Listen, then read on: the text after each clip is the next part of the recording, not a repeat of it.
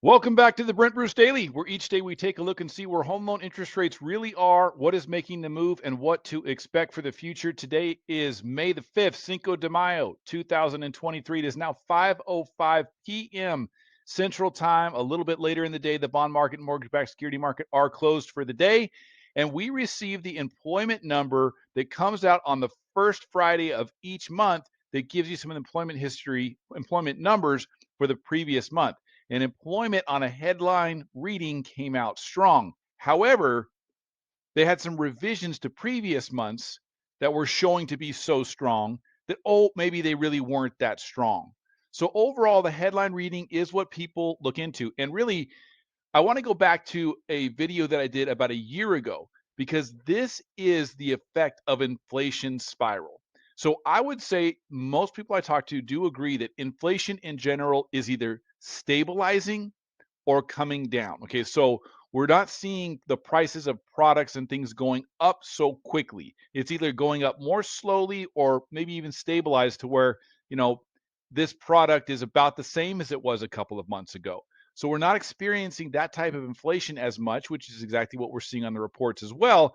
But a lot of people are seeing increases in their wages because in general this spike up in inflation put a lot of people in a difficult spot and they came back to their employers, and really almost on a national level income is up quite a bit, and that is the inflation spiral that I was talking about a year ago. And I put the link below on the report or the video that I did on inflation spiral, which is where the cost of goods going up makes people have to have more of an income. They go to their employers. Eventually, their employers do offer more income. And how do they get that income to pay their employees?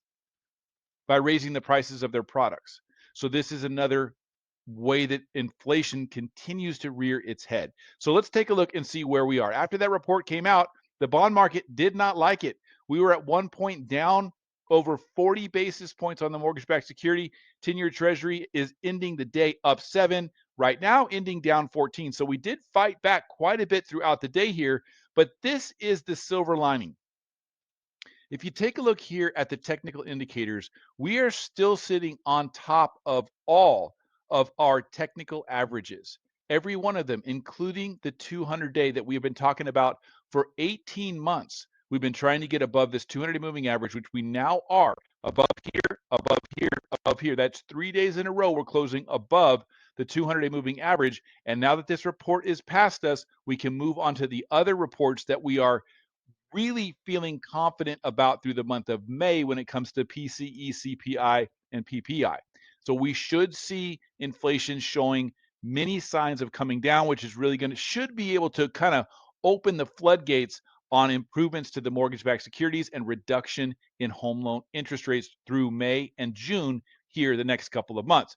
So with this here showing that we still are down on the day, but did close above the 200-day moving average, where are we on our home loan interest rates? Let's take a look here at our Brent Bruce daily scenario that we look at each and every day to see where we are on our very well qualified 30-year fixed conventional home loan, 800 FICO score, perfect credit. Make sure that you like, subscribe, and click the little notification bell at the top if you want to be notified when I put this information out, because it is current to the day.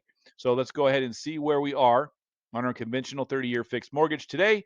6.625 for the highest rated bank right now, or the lowest interest rate bank that we have available here today as mortgage brokers. Flagstar Bank coming in with 6.625 with 1346 in credit. Let's open this up here and see what it would take to get closer to that 5.99. About a point to get to the 6.0. About a point. Let's take a look at some of the other banks here. 11 Mortgage, given about 590 in credit for that 6.625. 5.99, 6.0 in this case, 1.1, a little bit more expensive. And then we always like to take a look at United Wholesale, which is traditionally the most aggressive on buy down. 6.625 is costing just a little bit of money here, $25 to get that 6.625. 5.999 costing just under a point. So once again, United Wholesale coming in as fourth or fifth best priced at 0 points, but the best priced when it comes to paying a point and getting to that 5.999. So still not difficult to get down to that 5.999, but I'd like to see that 5.999 coming with no cost and no points like we saw a couple months ago. So we are moving into a weekend here, which means banks do tend to take some chips off the table here and, kind of hedge their bets a little bit.